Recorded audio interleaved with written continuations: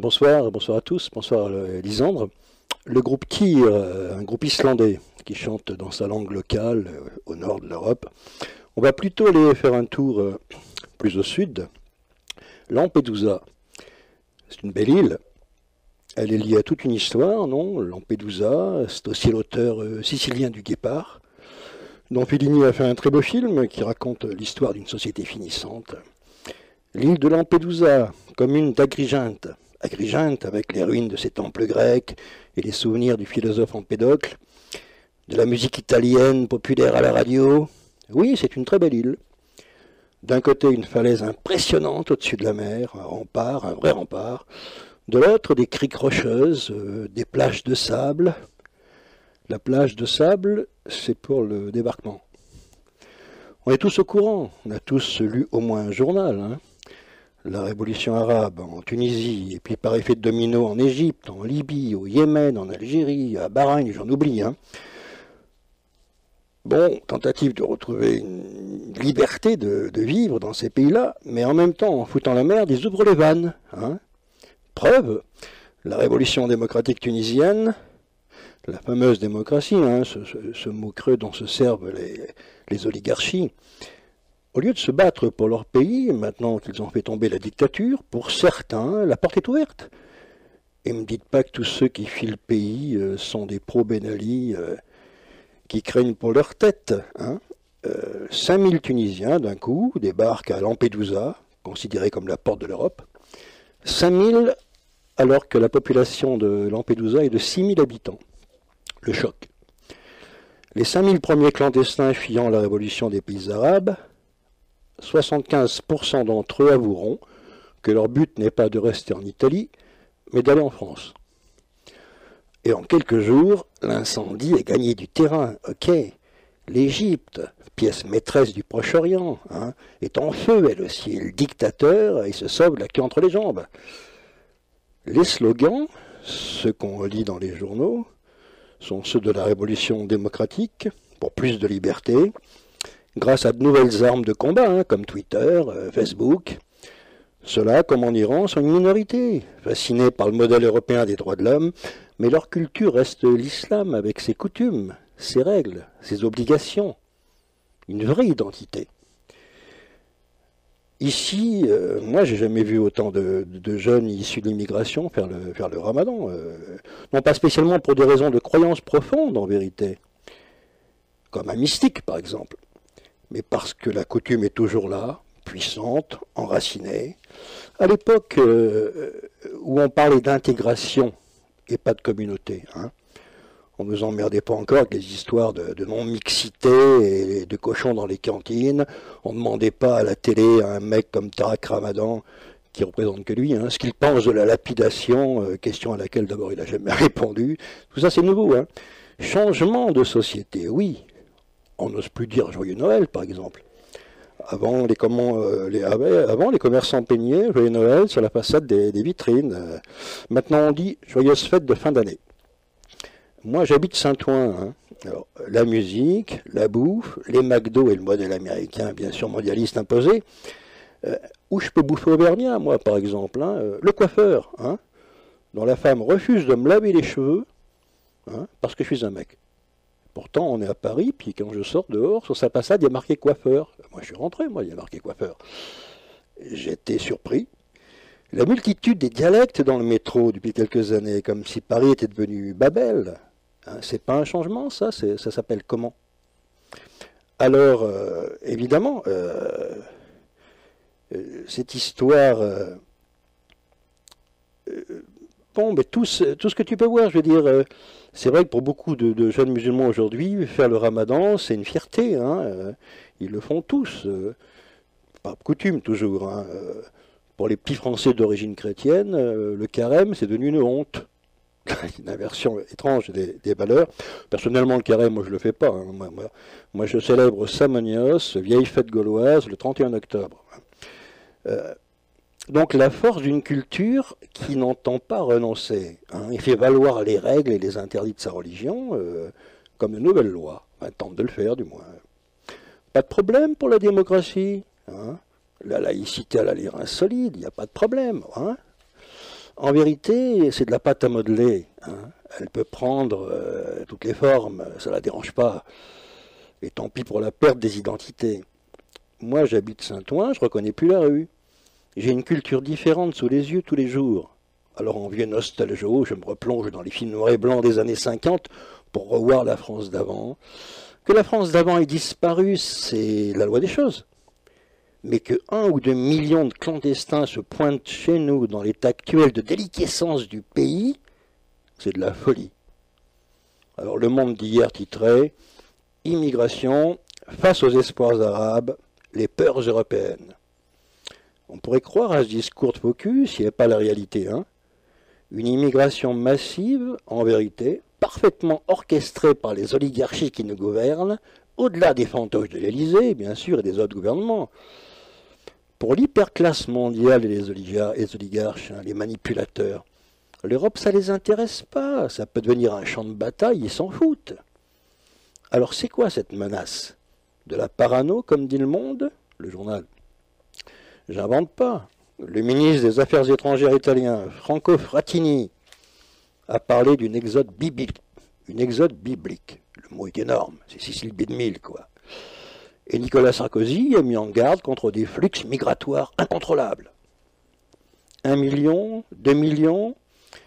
Alors au lieu de se battre pour la liberté et le redressement de leur pays, les voilà qui foncent sur l'Europe.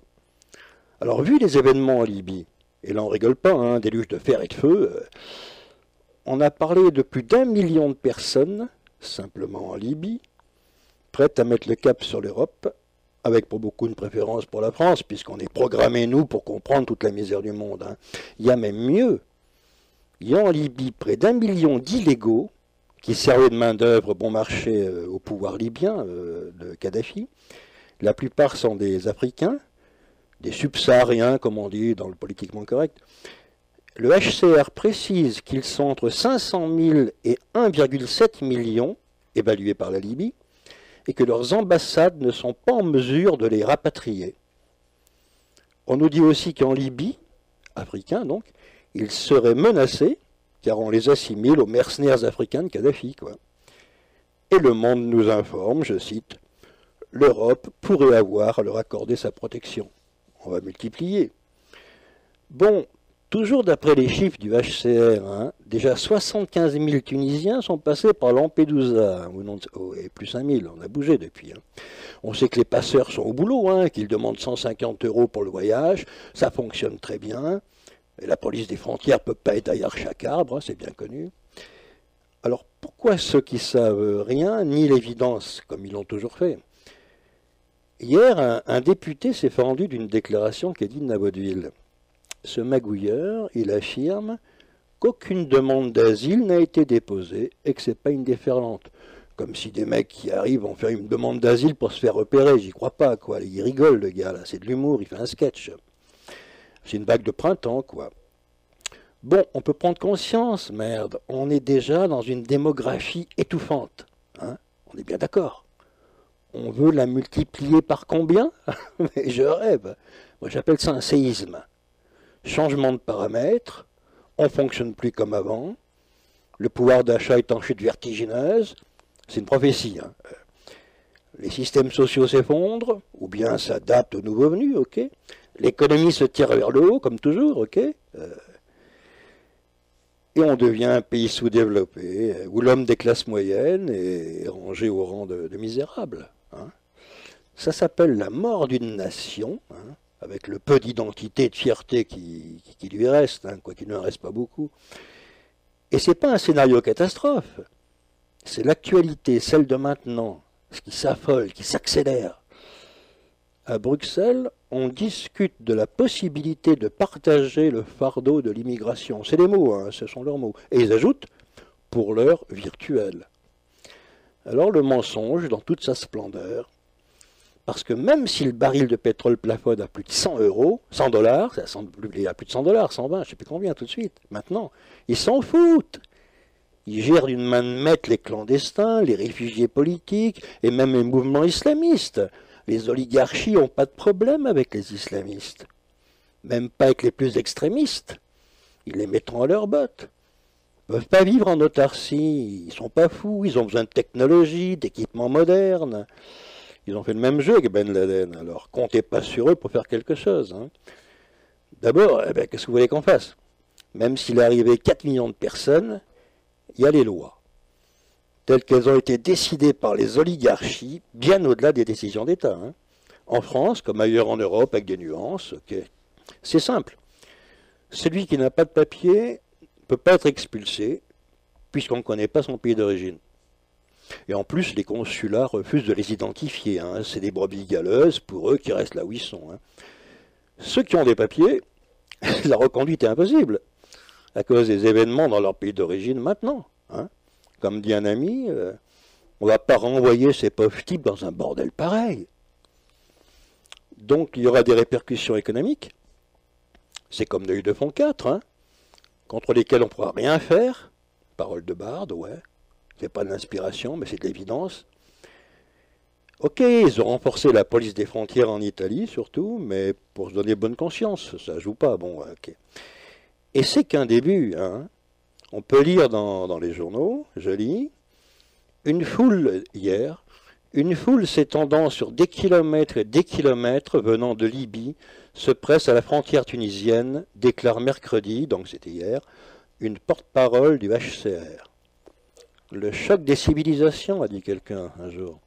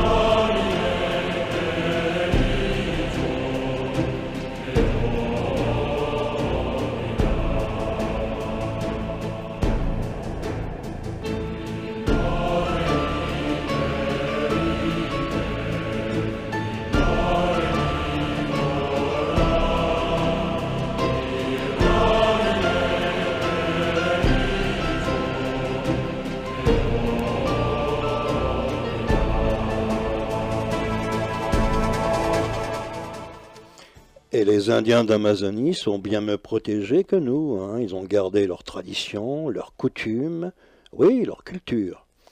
Nous, ça fait un moment que tout a basculé. Je me souviens du timing, moi j'ai une mémoire. Hein.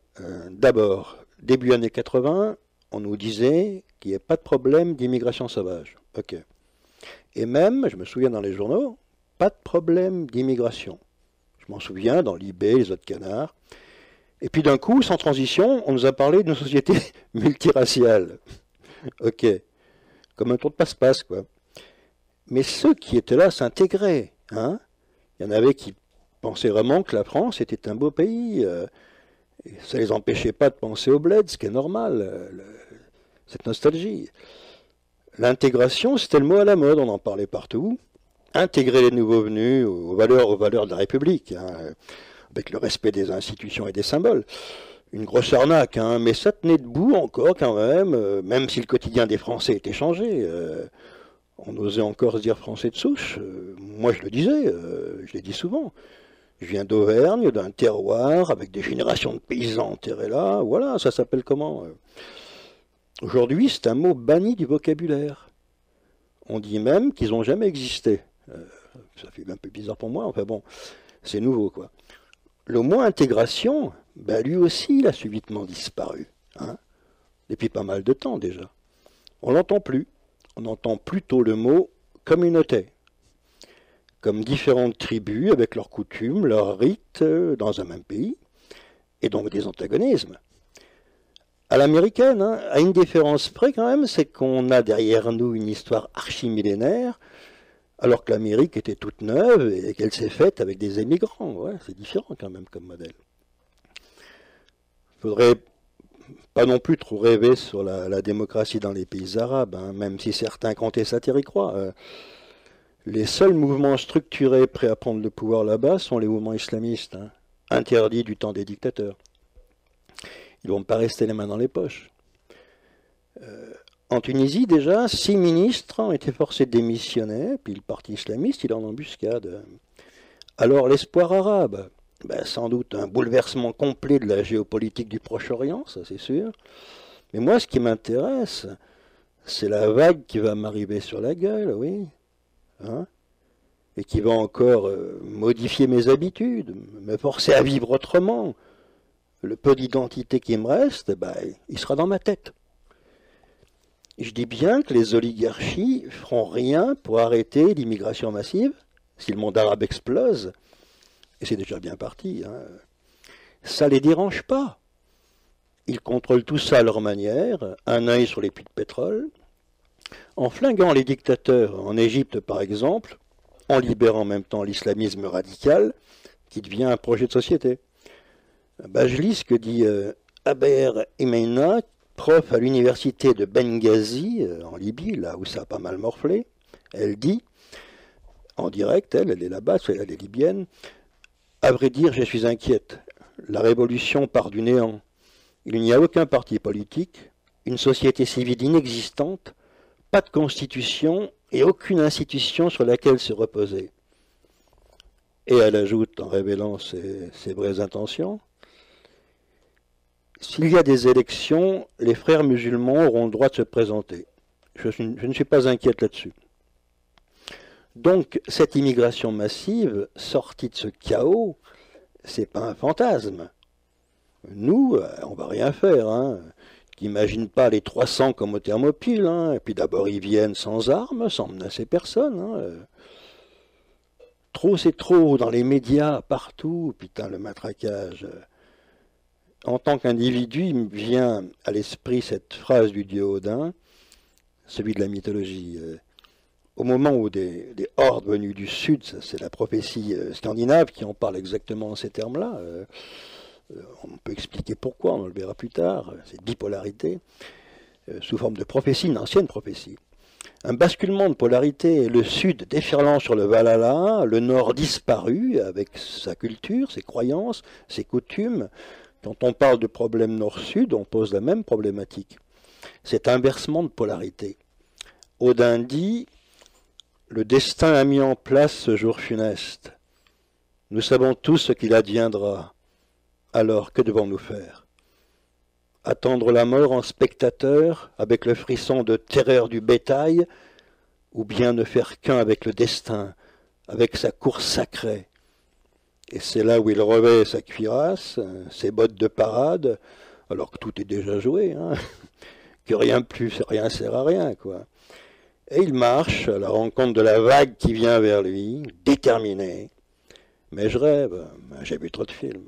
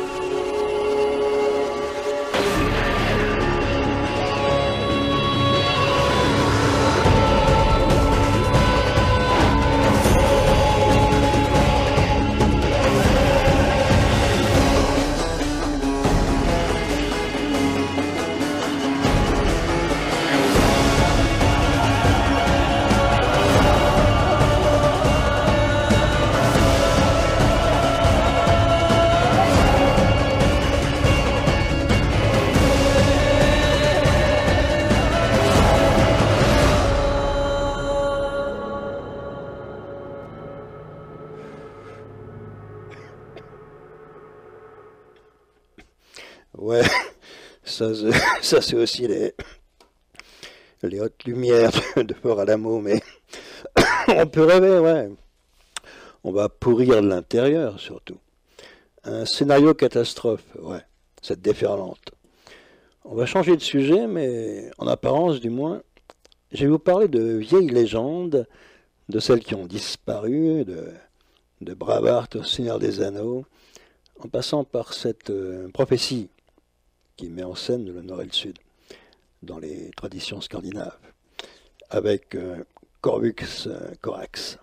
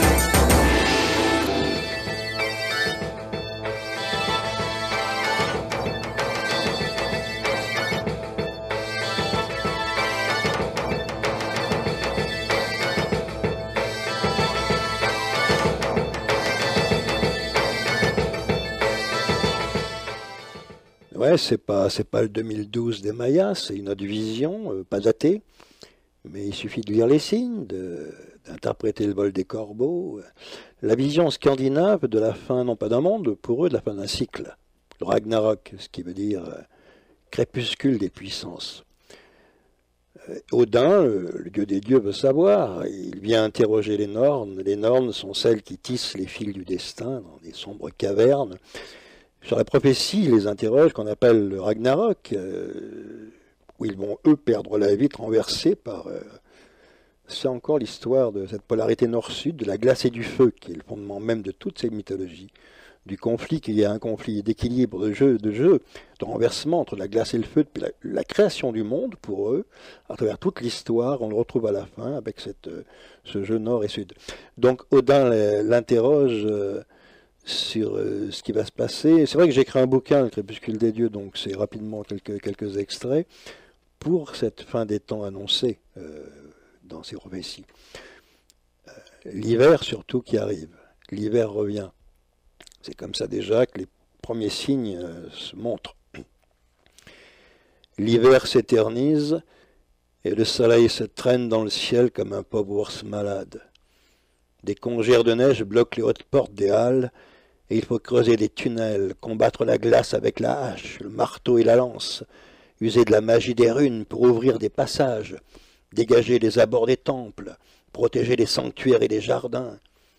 Au commencement du troisième hiver, selon les Nornes, de violentes tempêtes naissent, soulevant des maisons, déracinant des arbres. Odin regarde du haut de son siège, contemple l'avancée du désastre. De grandes batailles se propagent dans tous les royaumes. Ici, les Goths affrontent les elfes noirs, et les hommes du Midgard, le Midgard c'est le monde des hommes, nous donc, s'égorgent entre eux, poussés par la haine et la cupidité, trahissant les lois du clan. Odin guette les signes, comme le fait Heimdall, l'as blanc à l'entrée du pont Bifrost, c'est le pont qui garde l'entrée du Valhalla, qui est gardé par Heimdall, qui sonne du corps. Le père des dieux, Odin donc, demande la même vigilance aux autres dieux, et les tours se garnissent de guetteurs. Thor, le dieu Thor, revient d'expéditions de plus en plus brèves.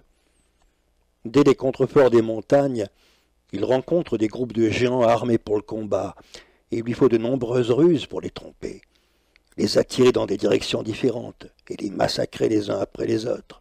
Il peut les aligner sur le sol, le ventre en l'air comme des brochets. Leur nombre a singulièrement augmenté depuis le deuxième hiver. Une nuit, il en a rencontré une centaine, regroupés autour de feux de bivouac, dans la plaine qui sépare les montagnes des frontières de l'Asgard. L'Asgard, c'est donc la montagne où vivent les dieux, ces dieux du Nord avec Odin. Ils sont armés de lances et de massues, et leurs chamans incantent autour des feux. Ce ne sont pas des chasseurs, j'ai écouté leurs chants.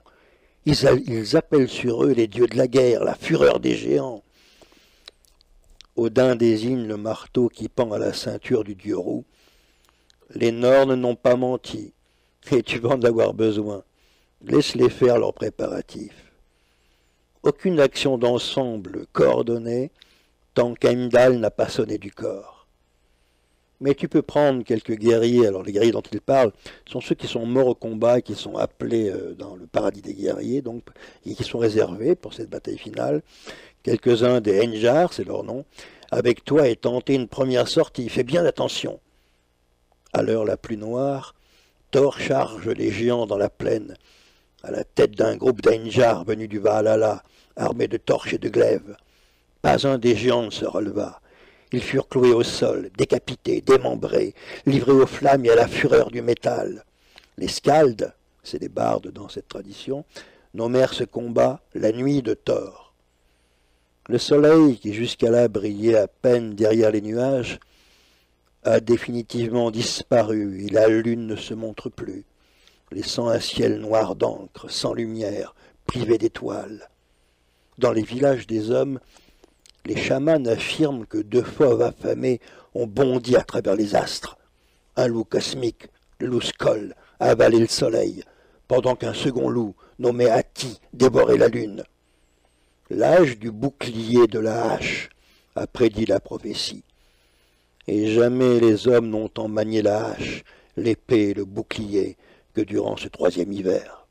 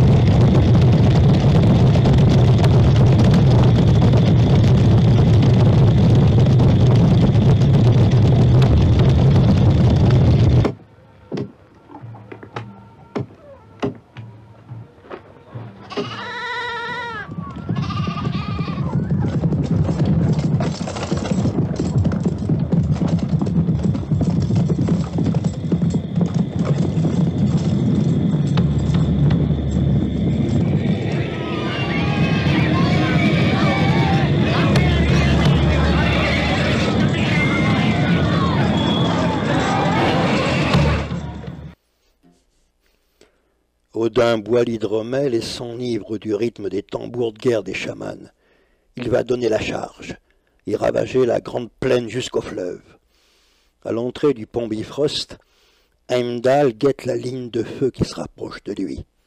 Une horde de cavaliers crachant des flammes, montés sur des chevaux gigantesques. Ils se lancent à l'assaut du pont qui cède sous leur poids, explose en une multitude de couleurs qui retombent en sifflant.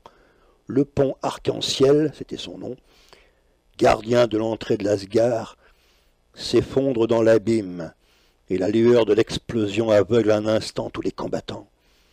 Heimdall bat en retraite et rejoint les défenseurs de l'Asgard, regroupés dans la cour de la forteresse. Une fois de plus, Odin monte Sleipnir, la lance haute, coiffée du homme d'or. Il ouvre la marche, à l'opposé du pont Bifrost, dans la direction de la vallée de Vigrid. Ordre est donné aux berserkers et aux Ainjar de se déployer. Les Valkyries tournent autour des murailles, guettant le moment où la troupe des guerriers du Valhalla les franchira. La terre se met à trembler lorsque le Père des dieux jette son armée droit sur la grande plaine, la lance en avant, hurlant les mots qui donnent la victoire. Chacun des dieux capte la sensation de vertige du paysage, de la vallée qui s'incline comme si la terre avait basculé sur son axe, affolant les chevaux et les cavaliers. Mais la volonté de combattre, de vivre et de mourir au zénith du destin est la plus forte. Ils adhèrent au sol avec la force des géants et la subtilité des dieux, rusant, cherchant l'attaque frontale ou isolant l'ennemi dans les tourbillons de neige et les cliquetis de lance. La multitude les cerne, les engloutit, mais chacun des dieux déborde d'énergie et se sent la force d'un récif. Le choc de la rencontre bouscule l'ordre des montagnes, et les dieux de l'Asgard se retrouvent au milieu d'un geyser de feu et de sang. Nulle autre lumière n'éclaire les combats. Thor affronte bravement le serpent Midgard, qui crache son venin et le domine de toute sa hauteur. Le marteau tournoie, frappe, revient, cause de profondes blessures dans la gorge du monstre. Il continue pourtant à envoyer son poison, blessant Thor à la poitrine, à la jambe, au ventre, à l'épaule. Chancelant, le dieu à la chevelure rousse se jette en avant, fracassant l'intérieur de la mâchoire, essayant d'éviter les jets de venin qui fusent comme des flèches, mordant sa chair. La fabuleuse carcasse du serpent s'effondre et la plaine se fissure, engloutissant des légions de créatures de feu, des Ainjar qui combattent le fils de Muspel. Les fils de Muspel sont donc ces fils venus du sud dont parle la prophétie, sanglés dans leur cuirasse runique. Thor fait quelques pas en titubant. Ah, il est empoisonné, hein, infecté par le venin du monstre, puis s'écroule dans la neige. Le loup Fenrir, qui mène l'assaut des hordes qui arrivent, qui accompagne le serpent Midgard, se tourne vers Odin à la gueule ouverte. Sa mâchoire touche à la fois la terre et le ciel. Mais Odin lui oppose sa magie et la rapidité de sa lance. Il ajuste son homme d'or et pousse Sleipnir, son cheval à 8 pattes, dont parle la tradition, contre l'animal, concentrant toute sa rage dans le poing qui brandit Gungnir. Il vise les yeux, la gorge, l'endroit du cœur, plantant le fer de lance avec une grande agilité, se déplaçant à la vitesse du feu, blessant le loup et l'empêchant d'avancer. Les runes de combat brillent sur sa cuirasse, avec celles de la vie et de la mort entrelacées. Il est prêt pour la victoire comme pour la défaite. Il sait que son honneur ne disparaîtra pas et que son étoile ne s'éteindra jamais. Il attaque avec sauvagerie, prend des risques, se jette dans les pattes du monstre pour le toucher. Les éclairs jaillissent de la lance, aveuglant le loup, brûlant sa chair. Il hurle, gueule ouverte, crache du feu, donne de furieux coups de mâchoire. Odin plonge, se redresse, évite les langues de flamme, revient pour mieux poignarder Fenrir.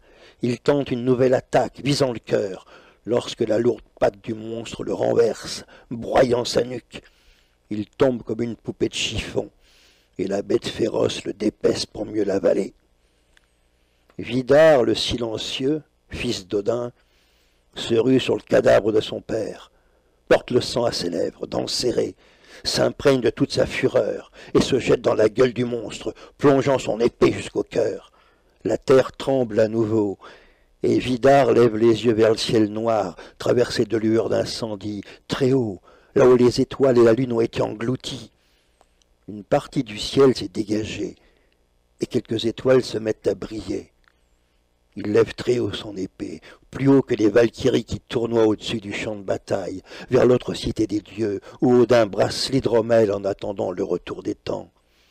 Les fils de Muspel incendient les murailles de l'Asgard, pendant que les dieux affrontent la multitude des ennemis. Freyr, le dieu à l'armure splendide, se retrouve face à Surt, le géant du sud, dont l'épée brille comme 1000 soleils. Il ne lâche pas un pouce de terrain. Son épée tranche l'air, cogne sur la cuirasse de Surt, alors que les murailles de l'Asgard brûlent derrière lui. Freyr devient beau tout à coup, comme ont longtemps témoigné les Skaldes. Il entonne un chant de guerre et affronte Surt l'esprit en paix, sans la moindre crainte. Son épée blesse le géant, frôle sa gorge et le marque au visage. L'oreille de Surt saigne abondamment le long de son cou, sur sa cuirasse. L'épée des 1000 soleils trace un grand cercle dans l'air, aveuglant Freyr, qui porte la main à ses yeux, puis l'arme retombe, comme la lanière d'un fouet de métal, décapitant le jeune dieu. Loki se démène, lui aussi mène toutes les hordes qui arrivent, dieu du feu. Loki se démène sur le champ de bataille au milieu des géants du feu, brûlant, dévorant les Valkyries et les courageux Enjar sortis en troupes nombreuses du Valhalla. Le jeu ne l'amuse plus. Il laisse les géants finir le travail. Il vient d'apercevoir le dieu Heimdall, debout près du cadavre d'un géant, l'épée rouge de sang à la main.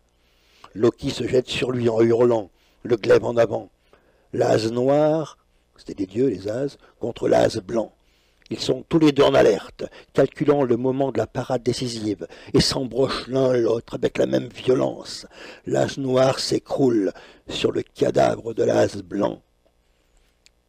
Sif, c'était la femme de Thor, s'est enfermée dans la halle de Thor, et Freya, la compagne d'Odin, hante le champ de bataille à la tête d'une armée de corbeaux, cherchant la mort au combat, sanglée dans sa cuirasse de plumes.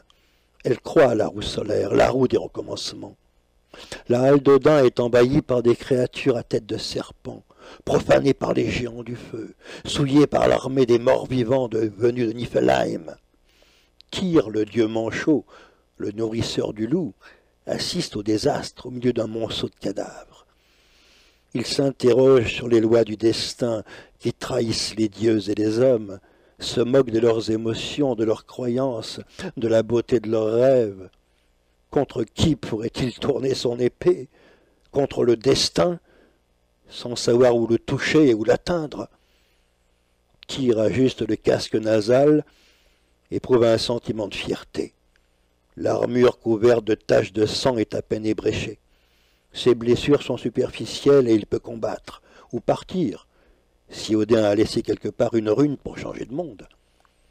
Il pense très fort au destin, cette divinité insaisissable, et il comprend que la combattre, c'est ne faire qu'un avec elle. Il avance d'un pas, cherchant un ennemi respectable qui ne soit pas l'un de ces fantômes hideux sortis des cavernes de Niflheim. La cité de l'Asgard est entièrement livrée aux flammes, et la terre tremble dans les 9 mondes. Garm, le chien cerbère de Niflheim, a rompu sa chaîne, et il apparaît sur le champ de bataille, renifle les cadavres, soulevant les ruines en grognant. Son museau se relève, souillé du sang des corps, et deux rangées de crocs brillent à la lueur des flammes. Tyr assure son épée et fait face aux gardiens de Niflheim. Rien d'autre ne compte. Il doit détruire cette créature ou être dévoré par elle. Il n'a qu'une main pour combattre. L'autre, la main de justice, a disparu dans la gueule des Fenrir. Oui, Tyr, c'est le dieu qui n'a qu'une main. L'autre main a disparu. Donc, toute l'histoire précédente qu'on ne connaît pas, dont on ne parle pas ce soir, c'est le dieu manchot qui combat avec une seule main. Donc. Devant Tandruin, sa rage et sa volonté sont décuplées. Et il combat comme s'il avait 1000 bras, sabre en l'air, attaquant Garm à la gorge, surgissant à la fois sur la nuque et contre les flancs du monstre. Soudain, Tyr lâche son épée. Il empoigne la gorge de l'animal et referme ses doigts comme une tenaille, écrasant les cartilages, pendant que les griffes de Garm lui labourent la poitrine. Le chien des abîmes s'écroule sur lui-même en poussant un rugissement, se tordant, cherchant à lécher ses blessures. Il se débat un long moment au sol, perdant son souffle, soulevant des paquets de neige, puis il retombe, vide, imposant sa lourde carcasse. Tyr s'appuie sur la garde de son épée, chancelant, le torse couvert d'affreuses blessures. Il meurt debout, pleurant sur l'incendie de l'Asgard, cherchant dans le ciel une lumière, une réponse. Il sent le souffle du vent et le froissement de la voile d'un drakkar. On vient le chercher, selon les anciens rites, sur son propre bateau funéraire. Il monte à bord, titube, s'appuie sur la garde de son épée, un genou à terre, puis il s'étend sur les fourrures de la nef et se laisse porter, hors du monde, par-delà les étoiles. Alors Surt répandit librement le feu sur le monde.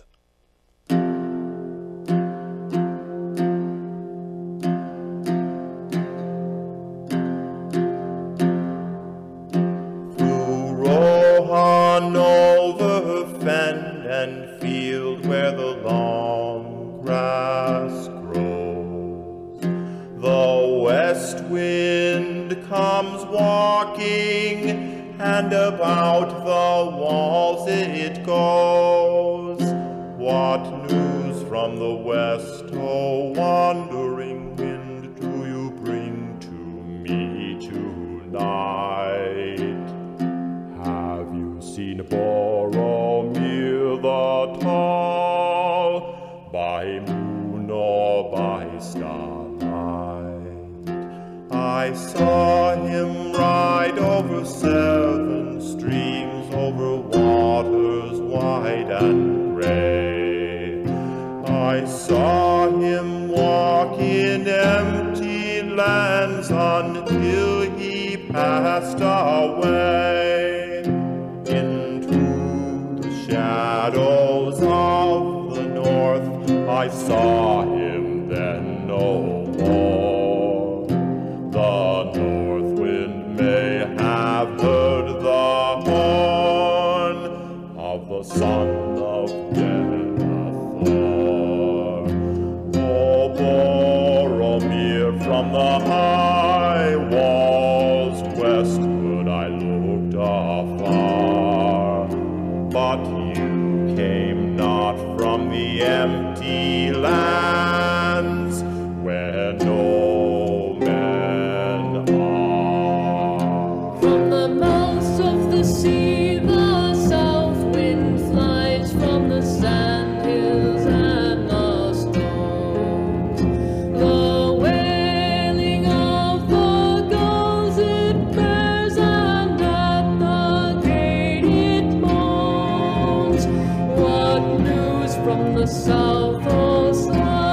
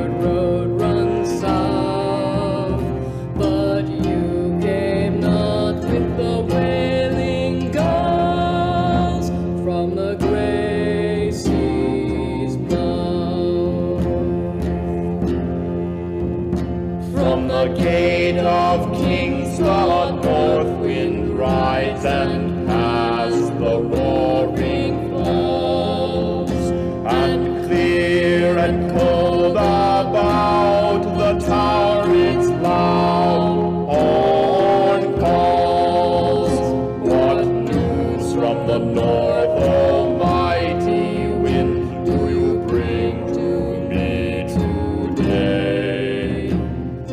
What news of Boromir the Bold?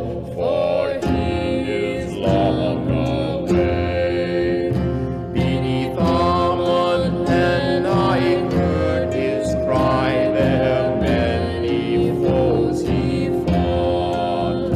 His cloven shield, his broken sword, they to the water brought.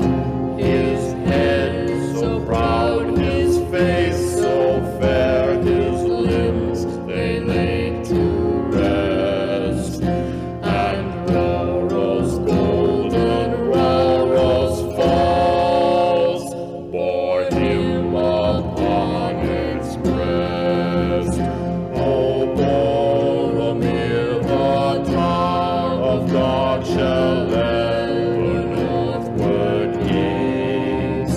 To Rhoros golden, Rhoros falls, until the end of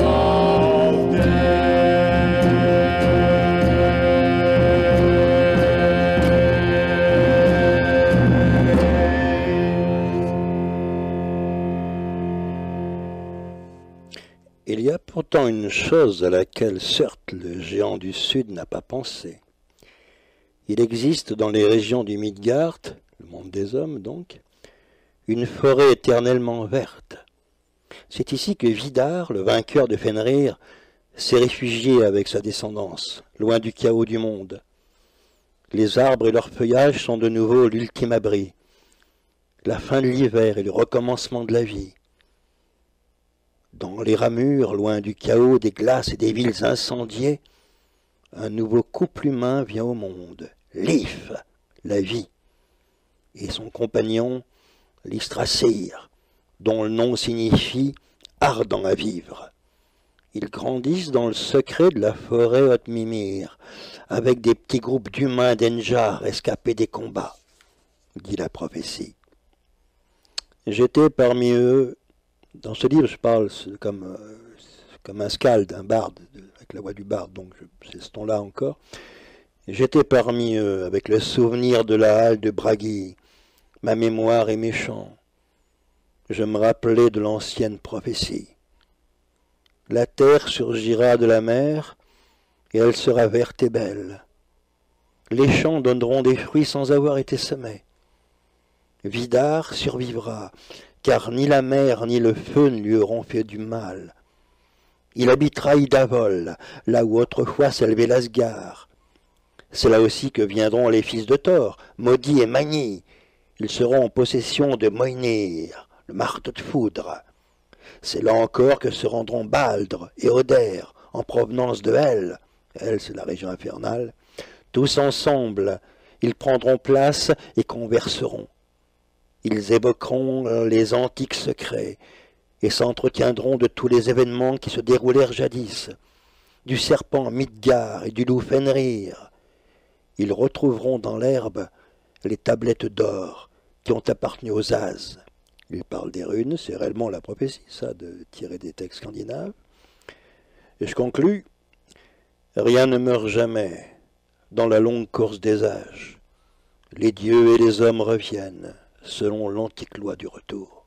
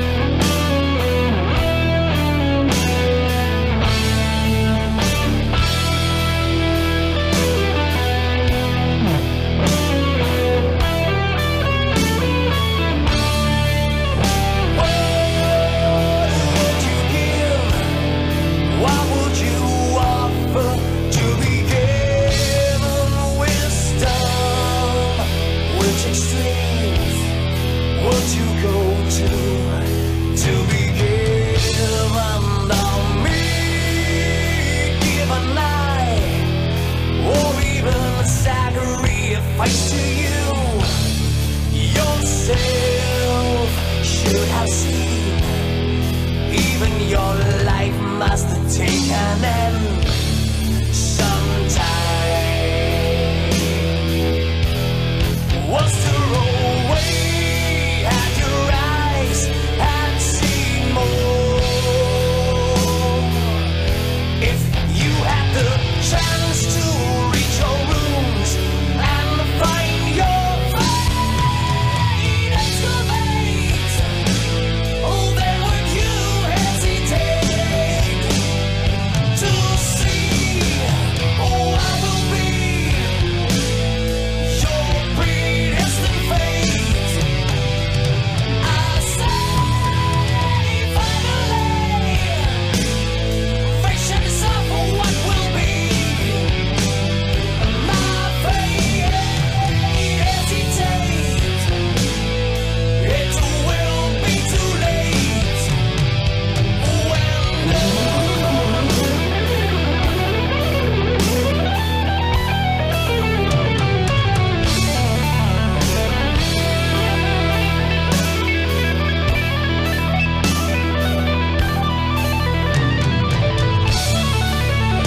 when did you give?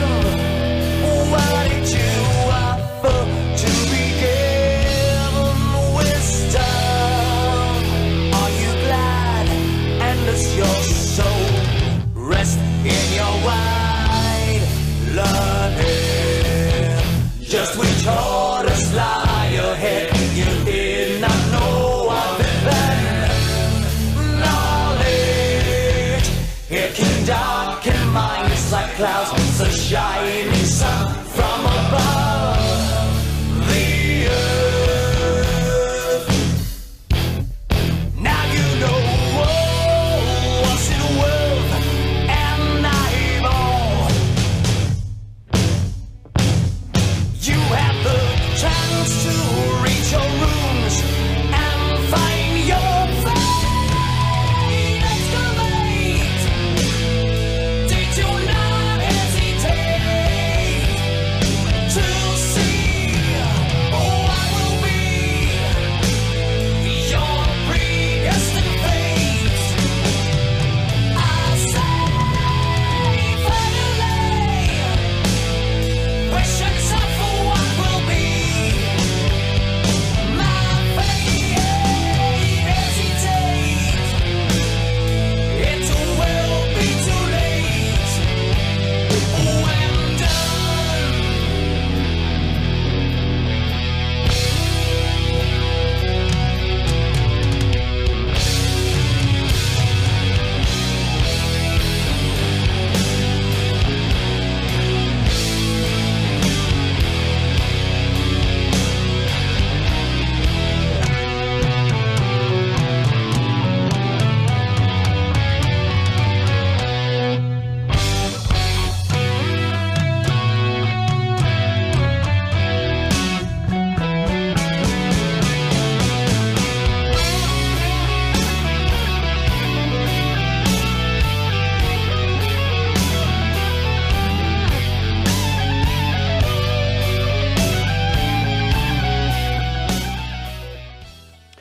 Ouais, tout ça, ces grands espaces, ces aventures qu'on ne vit plus, sur grand écran couleur, où l'homme était libre, et non pas ligoté comme il est aujourd'hui.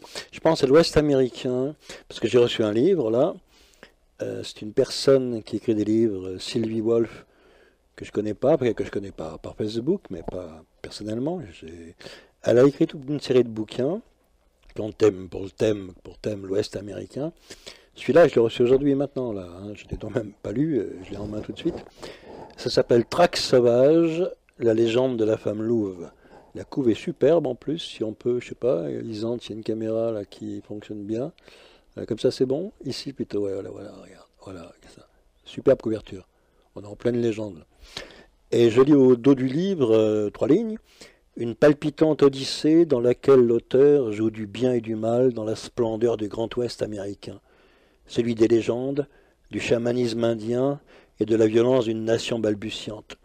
Si bien que j'ai donc décidé de faire ma prochaine émission, avec les musiques qui iront bien sûr, sur ce livre-là, sur cette aventure que je n'ai pas encore lue. C'est un pari, hein, je ne l'ai pas lu encore. et je décide de faire une émission sur ce livre.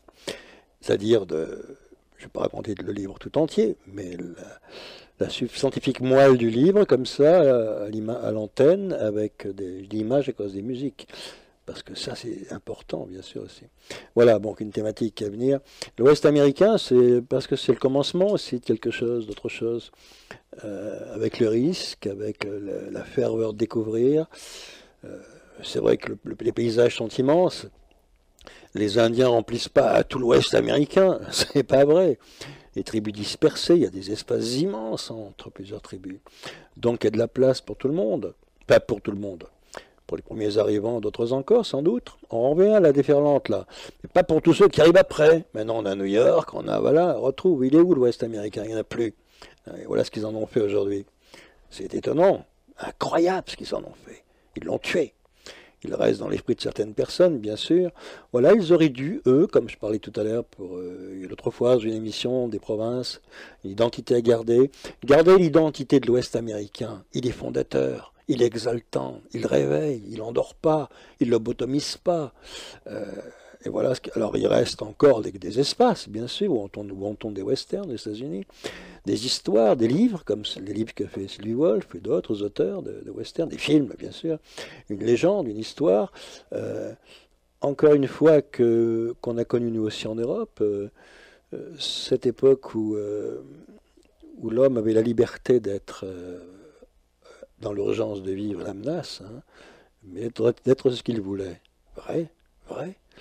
Dans la menace et l'urgence, dans la pauvreté, ou dans, je ne sais pas dans quoi, peu importe, dans des extrêmes, évidemment, une vie.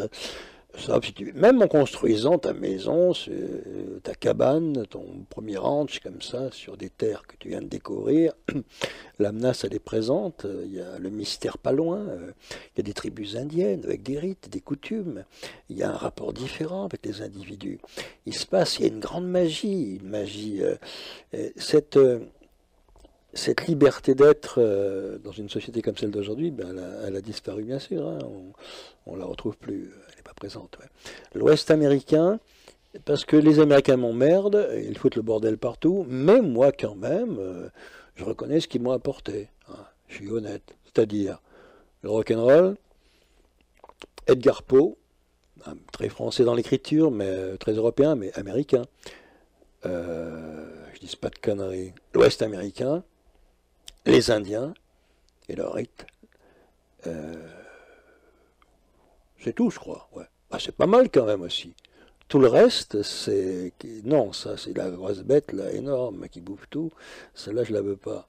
Et les Américains conscients de leurs propres origines de l'Ouest, celle-là, la veulent pas non plus. Bon, voilà, on a une dictature, là aussi. On a un peu importe la gueule qu'il a, qui s'appelle Obama ou un autre, hein, c'est les mêmes tous. Mais t'imagines, l'Amérique se révoltant dans la rue, comme dans les pays arabes, et montant à l'assaut de la Maison Blanche. Ouais, bon, ça c'est des trucs possibles que quand les hommes sont libres, dans leur tête, je veux dire, libres, ils peuvent être enfermés, mais libres dans leur tête, il y a la rage qui fait qu'on peut sortir. Si tu es prisonnier dans ta tête, bah, tu t'en fous, tu crèves là où tu es, c'est très bien. Il y aura toujours un minimum pour que tu sois un tout petit peu content, quoi. Voilà, que ça aille bien pour toi, quelques instants. Les petites drogues du bonheur, comme ça, rapides comme la télé, tout ça. Bon, je dis ça parce qu'on peut passer toute une vie d'homme jusqu'à la mort et avoir le regret de ça, qu'on aurait pu être ce genre de personne, c'est-à-dire avec ces sensations-là, qu'on a raté notre liberté quelque part, quoi. Et après tout, on vit pour les risques, qu'on n'a pris aucun risque. Et maintenant on meurt, le risque il est là tout de suite là, il aurait pu être là avant et peut-être même pas en plus, mais là il est inévitable. Pourquoi on attend bêtement comme des animaux d'abattoir le dernier risque, alors qu'on peut ce risque existant l'anticiper dans des actions justement qui te donnent une lumière et qui vont dans le sens de ce que devrait être un homme libre, enfin il me semble moi quoi. C'est en ça que j'aime bien l'Ouest américain.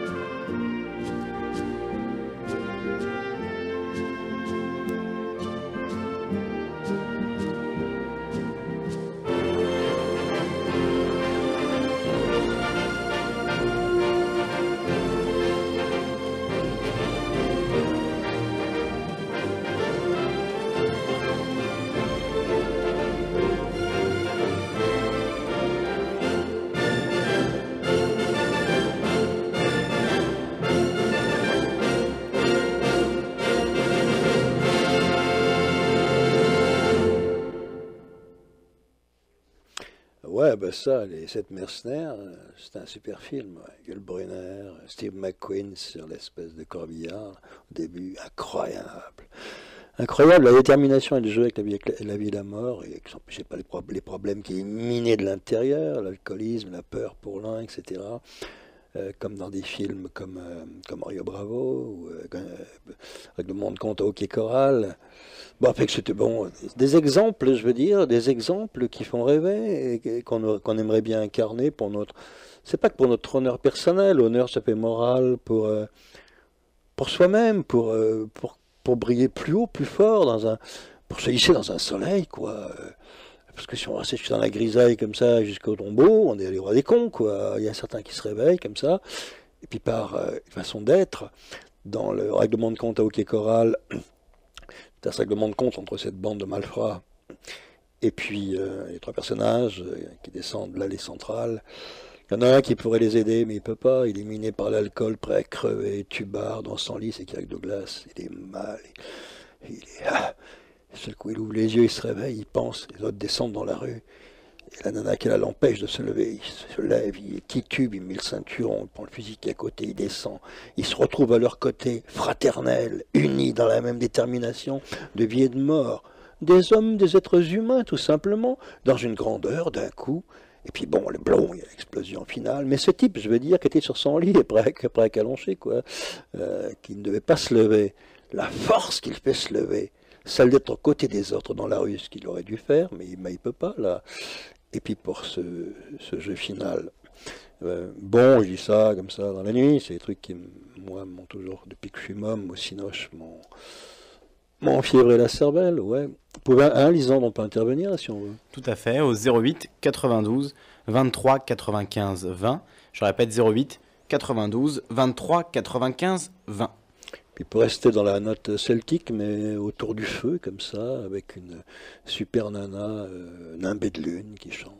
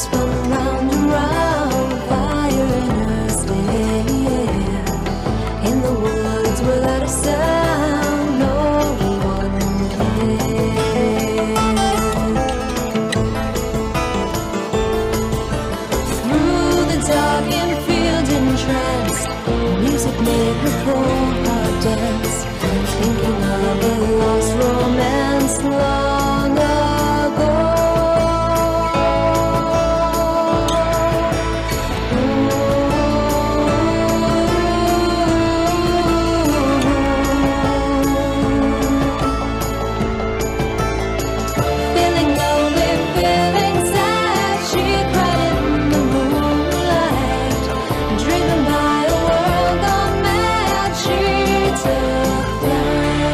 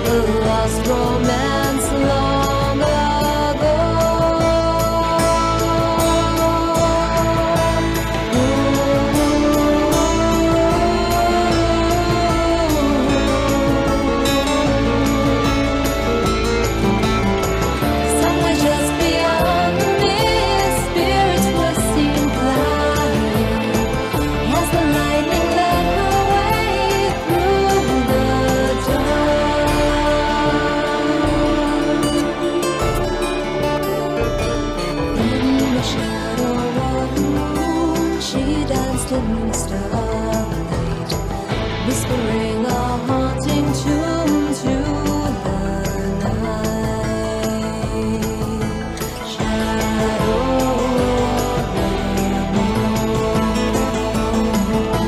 shadow of the moon, shadow of the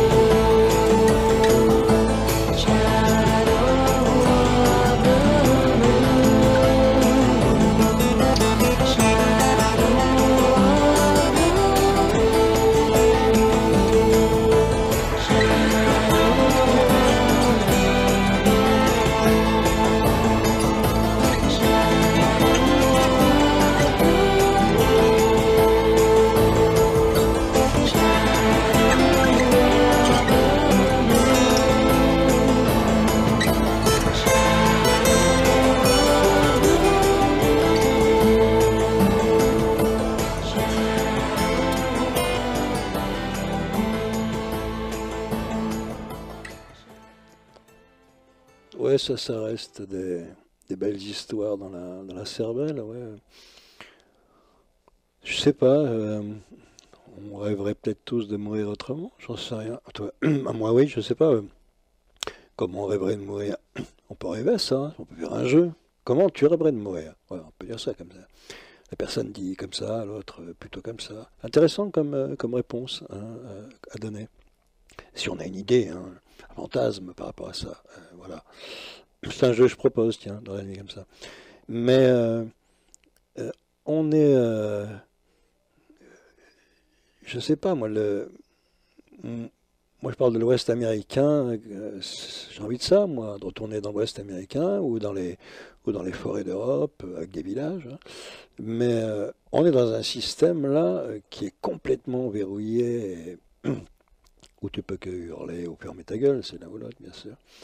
Moi, je vois maintenant, là, que je l'ai su, on m'a téléphoné il y a 2 jours, que je dois à peu près 5000 € d'amende pour des tickets de métro. Parce que vu l'état du métro et de la ligne 13 infecte, moi je les emmerde, je prends pas de ticket. C'est basta, c'est un geste de révolte. Donc, depuis le temps, hein, parce que je ne paye pas, moi, donc c'est 70 €, je ne te paye pas pour un ticket de 7 €. Donc voilà, j'ai ça sur la gueule. Quand je vais au Trésor public, j'étais, quoi, voir, discuter. On ne peut pas discuter, ils veulent prendre de l'argent, tant par mois, moi je refuse. Voilà, ils ne me prendront rien du tout, je refuse. Et ils sont condescendants, t'es un dévoyé à leurs yeux, à moins que rien, un honnête, comme je disais dans une émission précédente. Comment tu réagis? Le mec, il appartient à l'État, là, hein, il fait son job, quoi, comme un robot. Et il te met une amende de 5000 € alors que tu n'as pas de fric, sur la gueule, que je ne paierai pas d'abord. Qu'est-ce que tu fais? Tu t'en vas à la queue entre les jambes? Moi, je peux pas. J'ai dit au mec, va te faire enculer. Alors, il a dû marquer en rouge, je sais pas. Enfin, j'ai dit même, la liberté, connerie, la liberté. Bah, j'ai pu ouvrir ma gueule, quoi. Je pense qu'il a dû marquer en rouge, comme ça, là. Mais moi, je les crains pas, je veux dire. Ils peuvent foutre la merde, évidemment, te coincer socialement, tout est fait pour ça. Tu peux jouer sur les marges aussi. Moi, toujours, j'ai été dans la prairie, jamais j'étais sur des rails tenus. On ne peut pas me tenir, même pas un système social, il ne peut pas. Hein. Mon adresse, mon nom, basta, il ne la connaît pas. S'il en connaît, il connaît autre chose, etc. Bon. Mais bien sûr, c'est pas la prairie, hein. Évidemment, moi je me heurte au mur comme tout le monde. Quand je paye un ticket, ça m'arrive quand même aussi, hein, parce que parfois aussi ras-le-bol, quoi. Que je fous 7 € dans la machine, je trouve que c'est une escroquerie, voilà, tout simplement. Et le système lui-même, t'as plus de système humain relationnel dans une station de métro, maintenant, hein. Tu as simplement des distributeurs automatiques, les guichets sont vides, et tu prends ton ticket, tu passes, voilà, dans le couloir. Alors, tu as peut-être des brigades de flics dans les couloirs, ok. Mais au niveau de l'accueil, de la réception, du moment où tu franchis la ligne, là, t'as plus le poinçonneur de Gainsbourg. Hein, bon, mais tout est comme ça aujourd'hui. Hein. C'est cette proximité qui s'est perdue. On peut croire qu'elle existe par Internet, etc. C'est des conneries, la proximité, c'est celle dont je parle.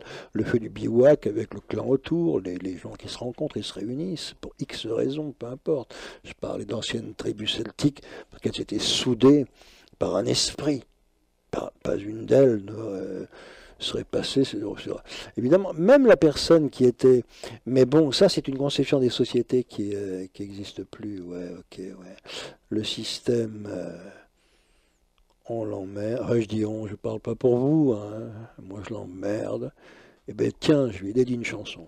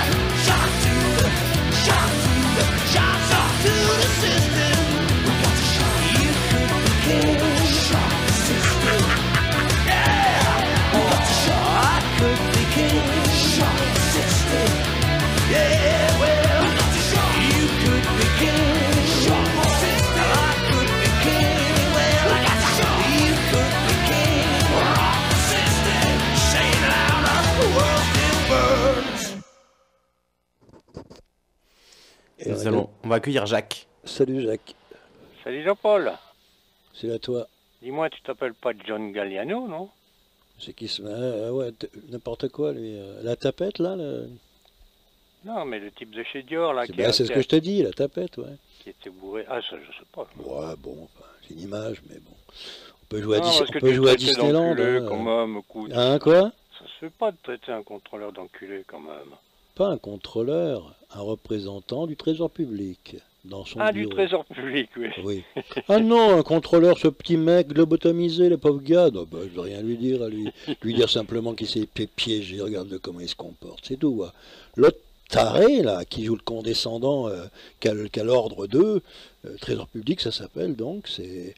Eh bien, il n'est pas possible, lui. Il me dit, monsieur, vous n'êtes pas... Vous savez, on prend même au RMI, il me fait tout un baratin à la con. Putain, j'ai explosé trop parce que je suis parti en disant, là, le coup, c'était bon, mais à la fin, je suis parti en gueulant un truc de barge, quoi. Tu sais quoi? Vive la liberté, ça fait con, tu vois. Mais c'était dit avec rage, mais ça fait con dans la, tu vois. C'était pas en adéquation avec la réponse paf au mec tout de suite, tu vois ce que je veux dire. Tu as dit, J'ai dit ça comme ça en partant, ouais. En partant, Non. tu as dit vive la liberté. Ouais, mais dans leur bureau, quoi. Ah, c'est bon. En gueulant, quoi. Mais non, mais j'ai la rage de tous ces gens. Mais là, je veux pas les voir en face de moi. J'ai la rage. Que pas un huissier se frappe à ma porte, tu vois, ou vient n'importe qui, je veux dire. Ah bah tiens, moi j'ai reçu une lettre d'huissier, là, c'est la première fois que ça Ils te m'arrive. font peur, c'est des tarés, ils te font peur. Ils jouent sur la peur. Non, mais c'était Est-ce que tu as pour vu une- la formulation des lettres? C'était pour une facture impayée, c'était... Mais même légalement, ce que tu reçois quand tu dois de l'argent, la formulation est faite pour faire peur. Elle est étonnante. Comme c'est formulé, c'est une menace. Non mais c'est Non, la mais ça première va la fois que tête, je on parle reçois, comme ça aux gens? la première fois que je vois dans ma boîte aux lettres une lettre d'huissier, maître de justice, machin truc. En fait, c'était pour une facture de gaz, je sais pas quoi. Ouais, dans l'Ouest américain, les huissiers, on les pend. Oui, non, mais je vais pas tirer sur l'huissier. Non, mais dans l'Ouest américain, on n'y est plus, là. Dis-moi, je savais pas que tu habitais au marché aux puces. Hein. Ouais, c'est ça, ouais, sous une pile de fringues, ouais. Ah ouais. Moi, je suis plutôt du côté des puces de la porte de Vanves, là, je sais pas si tu les connais. Ouais, un peu, ouais. Mm. Ouais. J'y ai croisé Catherine Deneuve une fois qui chinait Ah ouais? des sous-vêtements usagés, etc. Elle avait des lunettes noires, mais bon, je lui ai pas parlé, mais je suis sûr que c'était elle, quoi. Bon, c'est un peu plus chic, là, les puces de Vanves, disons. Ouais, elle, c'est une époque, ouais. Bon, écoute, je te remercie pour ton émission. On va quand même remonter sur ta brillantissime émission une fois de plus. Écoute, moi, quand j'entendais la grande marée, je pensais à la montée du niveau des mers, tu vois. Et Elle va arriver plus lentement. Ouais. ah ouais, et alors c'est marrant parce qu'à 14 heures sur la radio, il y avait Julia je sais pas si tu la connais, c'est une Oui, animatrice, j'ai entendu elle faisait déjà. un truc sur le logement là de 14h à 16h. Et puis moi, bon, j'écoutais ça et puis puis je m'endors et puis je commence à rêver de mes grandes cités flottantes de 4 km de diamètre, tu vois, ce qui flotte sur les mers, tu vois, avec une mer intérieure composée de liquide isotonique, enfin de sérum, tu vois, enfin bref. Mais pendant 2 heures comme ça, j'ai rêvé sur ces îles flottantes, et puis je me suis dit, mais c'est bien gentil ça, mais pourquoi ne pas les mettre, par exemple, dans la plaine de la Beauce, tu vois, dans les grandes plaines céréalières de France. Donc je les ai imaginées là, et puis, mais là je rêvais dans mon pieu, tu vois, parce que je dors le jour et je me réveille la nuit. Et puis ça fonctionnait assez bien, puis au bout d'un moment j'avais de quoi, mais dans ma tête, tu vois, de remplir un bouquin rempli de... Mais tu vois, les grandes plaines céréalières, c'est l'image de l'esprit d'expansion économique de l'homme d'aujourd'hui. Hein. Ça correspondait dans l'Ouest aux grands ranchs, les mecs qui piquaient les terres des autres. Ça correspond ici aux riches propriétaires terriens. Et maintenant, au-delà, tu vois, on est dans la structure économique en mouvement. C'est plus le... Ouais, moi j'ai le regret de la prairie, ouais. C'est pollué d'ailleurs, c'est plein de... Est-ce que tu as vu un article récent? Moi j'ai fait une émission récemment justement là-dessus, j'ai lu ça hier, disant que la pollution était le premier meurtrier de l'homme en quelque sorte. C'est effrayant, hein, supérieur aux drogues, à ci, à ça, aux accidents de bagnole. C'était à la une d'un canard, je sais pas si c'était pas Le Monde hier. J'ai dit, ouais, je m'en doute, attends, j'ai fait un truc là-dessus sur les années 50 par rapport à la pollution aujourd'hui, en disant que si on donnait chaque matin le relevé de l'air qu'on respire, comme on le dit pour les clopes, tu vois. Tu imagines la panique des gens sortant dans la rue. Voilà ce que je respire tous les jours. Chaque matin, on te fait le décompte dans les, tu vois, comme on fait pour les clopes, il y a ça. Et moi, j'arrive pas à comprendre. On fera jamais ça. C'est des gros malins. Ouais. Mais les mecs osent révéler ça, c'est super, on le sait. Mais bon, premier meurtrier. Pour ça, je compare aux années 50 où c'était 1000 fois moins pollué. Je dis pas qu'il faut revenir en arrière, mais putain, on est obligé de bouger aussi vite dans ce sens-là. Non mais barjots, ouais. Moi, j'arrive pas à savoir comment j'arrive à survivre. Mais je vois maintenant que pour les hyper riches, là, on va pouvoir leur regreffer des bronches. Je sais pas si tu as entendu cette info là. Mais il faut avoir beaucoup de fric, tu vois. Oui, mais moi On je te leur dis. reconstitue des bronches à partir de bout de aorte, tu vois. Ouais, mais tous ces mecs-là. Mais il ce- faut être blindé, il faut être fortuné, il faut Oui, avoir. mais ils n'auront faut pas le avoir dernier des sortes mot. d'options, tu vois. Ils n'auront pas le dernier mot. Le dernier mot, il sera. S'il n'est pas aux hommes, parce que les hommes libres, il n'y en a pas beaucoup, s'il n'est pas aux hommes, il sera d'abord à la nature, tu vois. Hein. Ouais. Il sera d'abord comme les volcans d'Islande, comme un tsunami, peu importe la forme qu'elle prend. Il sera d'abord à la nature, puisqu'un peu de neige paralyse le pays, tu vois, j'en parlais l'autre fois. La nature, elle va leur foutre des claques dans la gueule. Ah, ça c'est sûr, hein, ça va arriver plus vite qu'on ne pense. On va arriver à des mon avis. paralysies, des tas de trucs comme ça, sociales. Ouais. Un volcan d'Islande paralyse le ciel d'Europe, le ciel aérien pendant plusieurs semaines. Attends, un volcan. Il y a Alors, 80 attention, volcans en c'est- Islande, il y en a 80, tu vois. T'as Björk Si les qui va- 80 dragons se réveillent, on va rigoler. Hein. Attends, t'as Eva Jolie, non pas Eva Jolie, si Eva Jolie, pourquoi pas, mais il y a Björk qui va nous réveiller un volcan, là, tu vois. Tu sais, Björk, moi j'avais vu un truc, enfin j'aime beaucoup Björk depuis le début, moi.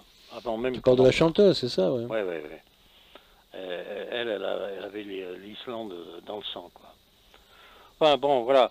Écoute, je voulais je sais pas, peut-être que ça va déclencher d'autres appels, c'est peut-être pas le but, hein.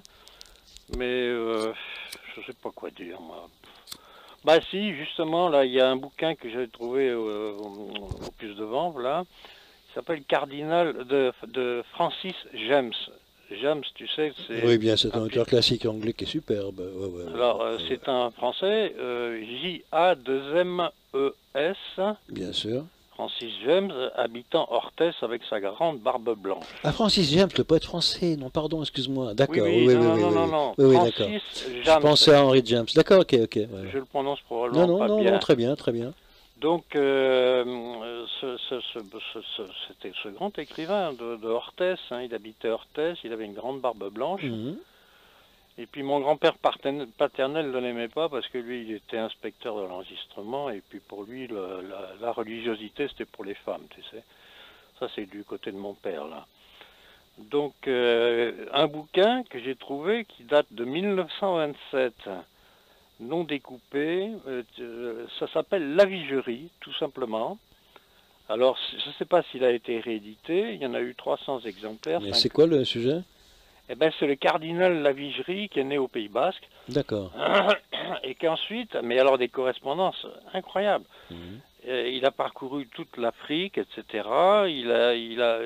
Alors, Francis James en profite pour remonter jusqu'à Abdelkader, tu vois, la prise d'Alger, etc. Parce que c'est un grand écrivain. Hein. Et puis il a parcouru tout ce que j'ai parcouru dans le Sahara, Biskra, la Gouate, les portes d'Alcantara, là quand je suis passé dans le désert, les pères blancs qui m'ont sauvé parce que j'avais pris une escarbille de métal dans l'œil, tu vois, on m'a envoyé chez les pères blancs. C'était en quelle année, ça? Les années 60, là, la guerre d'Algérie. Ah, pendant que tu étais là-bas, d'accord. Ok. Ouais. Je suis resté un an, mais on continue, quoi. Mhm. Non, c'est un très beau souvenir, mais enfin bon, je garde les bons aspects. Hein. J'en ai déjà parlé à l'antenne 36 fois. Non, moi j'étais plus jeune pendant la guerre d'Algérie. J'écoutais ça à la radio. Hein, Ouais. J'étais jeune, quoi. Mais Non, je lisais la presse, je voulais faire je objection lisais les de- quotidiens du jour, ouais. Je voulais faire objection de conscience, et puis mon maître à penser, qui s'appelait d'ailleurs René Fouéré, dont on parle à la vague d'OVNI, là, il a intervenu. Enfin, c'est sa femme qui a parlé de lui surtout, là. Il m'a dit, c'est un conflit de nationalité, vas-y. Alors j'ai prié tous les dieux, et puis finalement, je suis resté une semaine à Alger, puis on m'a envoyé dans le désert, j'ai eu chaud, mais c'était super. Hein. J'étais à Colomb-Béchard, pas longtemps, avant de... Non, justement, j'étais pas de ce côté-là, moi j'étais plutôt du côté Libye. Je suis Mais allé après, jusqu'à moi, c'était après. 50 km de la Libye, on construisait un espèce de bordj, un fort, et alors il faisait tellement chaud qu'on travaillait la nuit, tu vois. Et on découpait des blocs qui énormes et qui étaient déjà taillés à angle droit. Et c'était à 50 km de la Libye, en gros, hein, de la frontière libyenne. Là. Bon, ben voilà, c'est pas pour... Ben Jacques, ok. Comment? Ben ok pour ton témoignage. Bon, tu veux dire? Je vais dire, tu veux ajouter quelque chose? Non, je vais pas ajouter, je vais laisser la place à d'autres qui vont appeler sûrement. Ok, merci. Je te remercie un peu, vraiment c'était Mais super. toi aussi, hein. t'en écoutes, merci. C'était super. Ouais, vous pouvez appeler si vous voulez, il reste peu de temps. J'essaie je viens de terminer un bouquin, là. J'ai fait mon autobiographie qui s'appelait Guerrier du rêve, aux belles lettres. Je l'ai augmenté de 150 pages, rempli de photos, 150 photos au moins. Ouais. Donc un bouquin de 700 pages à peu près. Ça sort au camion noir au mois de mai, voilà. Mais je vous le dirai, hein, il y a tout jusqu'à maintenant. Enfin tout, mais pas tout, mais bon, il y a beaucoup, quoi. Et même titre, hein, bien sûr, ouais. Et puis un bouquin, un livre que je viens de faire, qui sort au mois de mai aussi, aux éditions Les Belles Lettres, sur Venise, s'appelle Cadario, la malédiction d'un palais, l'histoire de ce palais, du palais Dario, justement. Toutes les hantises qui s'y attachent, depuis son origine au XVe siècle. Voilà, ça c'est le deuxième, c'est maintenant. On a un auditeur à l'antenne, Lisande. C'est Pascal. Salut Pascal. Bonjour, Jean-Paul. Salut Pascal. Moi, j'ai éteint ma radio, là. Ouais, il vaut mieux pour l'écho, ouais. Ouais, j'ai du mal à... L'écho des montagnes, Oui, d'accord, mais le Allô Larsen, non. Non, je dis l'écho des montagnes, d'accord, mais pas le Larsen. Ouais, mais il y a un écho aussi quand je parle. J'aime beaucoup ta révolte. Pas toujours, parce que je t'écoute depuis très longtemps sur la radio. J'aime beaucoup ta révolte. Je voudrais lire un poème d'Arthur Rimbaud Ah bah, avec plaisir, ouais. qui correspond bien à ce sens des révolutions qui évoluerait vers un cataclysme général. C'est un visionnaire et un grand brûlé, lui, ouais, c'est ça. Ouais. Alors, je vais lire ce poème. Je vais commencer alors. Qu'est-ce que pour nous, mon cœur, que les nappes de sang et de braise et mille meurtres et les longs cris de rage sanglots de tout enfer renversant tout ordre et l'aquilon encore sur les débris et toute vengeance, rien. Mais si tout encore nous la voulons, industriel, prince, sénat, périssé, puissance, justice, histoire, abat, ça nous est dû le sang, la flamme d'or. Tout à la guerre, à la vengeance, à la terreur, mon esprit, tournons dans la morsure. Ah, passé république de ce monde, des empereurs, des régiments, des colons, des peuples assez. Qui remuerait les tourbillons de feu furieux que nous et ceux que nous nous imaginons, frères? À nous, romanesques amis, ça va nous plaire. Jamais nous ne travaillerons au flot de feu. Europe, Asie, Amérique, disparaissez. Notre marche vengeresse à tout occuper. Cités et campagnes. Nous serons écrasés, les volcans sauteront et l'océan frappé. Oh mes amis, mon cœur c'est sûr, ils sont des frères, noirs inconnus. Si nous allions, allons, allons. Ô malheur, je me sens frémir, la vieille terre, sur moi de plus en plus à vous, la terre fond. Ce n'est rien, j'y suis toujours. Ouais, bah, Voilà, j'ai lu ce poème hier que je connaissais pas. bah, c'est un Il m'a complètement bah oui, éclaté la tête. je le connais, mais c'est un superbe poème visionnaire apocalyptique de Rimbaud. Ah ouais. Et qui serait presque à la limite si c'était pas Rimbaud interdit aujourd'hui, hein, presque. Bah ouais, quasiment. c'est pour ça que... J'exagère à peine, tu complètement- vois. Merci, hein, c'est bien d'avoir lu ce texte de Rimbaud. Ouais, mais je t'ai écouté en rentrant il n'y a pas longtemps et tu disais des choses sur les tickets de métro. Parce que moi, à chaque fois que je prends le métro, je supporte pas, c'est les portes, là, les machins. Des fois, je paye mes Mais tickets. c'est l'idée de c'est pas le l'enfermement, problème. tu vois, des Il y a barrières des portes, faut partout. toujours passer des portes, et moi j'ai toujours la Ouais, trouille ouais. qu'elles se referment sur moi, ces portes. Ah ouais, tu comprends En plus plus, rien. c'est dangereux. Ah, c'est vrai que c'est dangereux. Ouais, ouais. Et c'est très violent. Le C'est mouvement de ces violent, portes, ouais. quand On est il se obligé de payer, referme, c'est violent. tu peux te faire taper si tu attends un quart de seconde, tu vois. Ouais. C'est incroyable qu'on soit traité comme ça, mais j'y crois pas, quoi. Ouais. Merci vraiment. Hein. Je vais faire Ouais. prochainement, je sais pas quand, mais une émission sur Rimbaud, ça sera avec plaisir en plus. Ouais, en direct. Ah, bien sûr. Ouais, parce que tu en avais déjà fait. Oui, il y a longtemps, ouais. Mais des rediffusions, j'aime moins, je préfère le direct. Ouais, parce que ça. Ouais, il y a les années en plus, ouais, bien sûr. Ouais, ok. Ouais, non, mais ça t'a pas changé, hein. T'as toujours ta révolte et toujours... Ça, c'est bien, quoi. Merci, c'est sympa comme message. Merci. Allez, merci, moi. Salut. Salut Pascal. Radio ici maintenant 95.2. Le numéro pour nous joindre 08 92 23 95 20. Et Jean-Paul, je crois que tu voulais écouter sur les quais du Vieux Paris. Ah oui, c'est vrai, parce que je pensais aussi aux années 50, par rapport à la pollution, hein, où tout était plus simple, plus lent, où la France n'était pas la même, où il y avait encore un visage, une identité réellement. Hein. Il suffit de revoir pour ça, j'invente pas, quoi, tous ces vieux films noir et blanc des années 50. On voit bien ce qu'on voit à l'image, quoi. Je l'ai dit quelques fois déjà, mais une boulangerie, c'était simplement une boulangerie, il est marqué boulangerie. Tu es rentré, acheter du pain, ce pain qu'on dit maintenant être du pain de tradition, du vrai pain de l'époque, quoi, du pain, quoi, t'achetais ton pain et c'est tout, rien d'autre, des gâteaux, quelques gâteaux. Maintenant, la boulangerie te vend n'importe quoi, te vend sous appellation de pain de tradition, du pain qui n'est pas du pain de tradition. Quelle tradition? Il a été fait avec la terre de l'époque, là-bas, avec le blé, la farine, et le moulin à côté, racontez pas des conneries, quoi. Tout est dans l'arnaque et dans la fausse marque, et donc retourner dans ces ambiances-là, c'est une France que moi j'aime bien parce que c'est celle de mes parents aussi, quelque part, il y a de les affects. C'est celle quand j'étais gosse que j'écoutais à la radio ouais, aussi. Et il y avait, je crois, à l'époque du Beau Soleil. Ouais.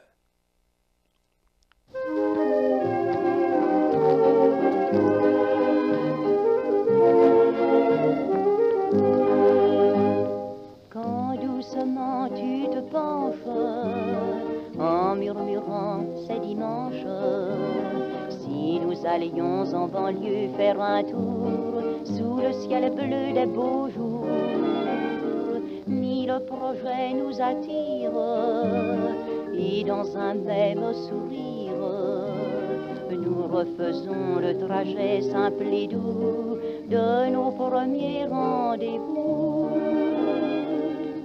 Sur les quais du vieux Paris, le long de la Seine, le bonheur sourit. Sur les quais du vieux Paris, l'amour se promène en cherchant un nid. Vieux bouquiniste, belle fleuriste, comme on vous aime, vivant poème. Sur les quais du vieux Paris, de l'amour bohème, c'est le paradis. Tous les vieux ponts nous connaissent, témoins de folles promesses. Au fil de l'eau, leur écho va compter aux gai moineaux effrontés. Et dans tes bras qui m'enchaînent, en écoutant les sirènes, je laisse battre éperdu de bonheur mon cœur auprès de ton cœur. Sur les quais du vieux Paris, le long de la Seine, le bonheur sourit. Sur les quais du vieux Paris, l'amour se promène en cherchant un nid. Vieux bouquiniste, belle fleuriste, comme on vous aime, vivant poème. Sur les quais du vieux Paris, de l'amour bohème, c'est le paradis.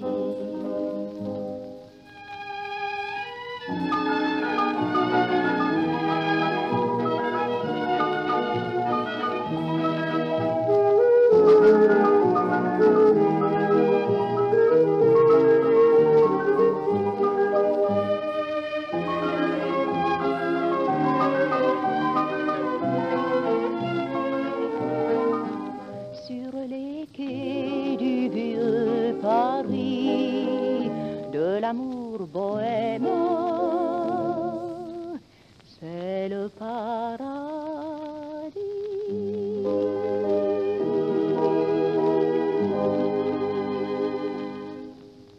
Il y a une belle lumière sur tout ça, une simplicité d'être, un arrêt du temps comme ça, une lumière qu'on sauvegarde aussi. Ouais, ça peut servir à ça, certaines chansons. Moi, ça reste gravé, avec d'autres choses, hein, qui te tatouent et font, qui sont comme des des empreintes rituelles magiques, hein, réellement, si tu crois à leur force vivante, ça est d'autre chose, hein, bien sûr. Ok, on se retrouve dans 15 jours pour une émission qui aura pour thème l'Ouest américain. De quelle manière, je ne sais pas encore, j'ai pas lu le livre, hein, donc on verra bien. Et puis, voilà, c'est à l'écoute de Radio Ici et Maintenant, bien sûr. Et ça repasse demain à 19h, c'est ça, Lisandre, hein? Ouais, demain soir à 19h. Merci, Lisandre, de ta présence. Bonne nuit Jean-Paul. Bonne nuit à toi aussi. Radio Ici et Maintenant, 95.2 FM.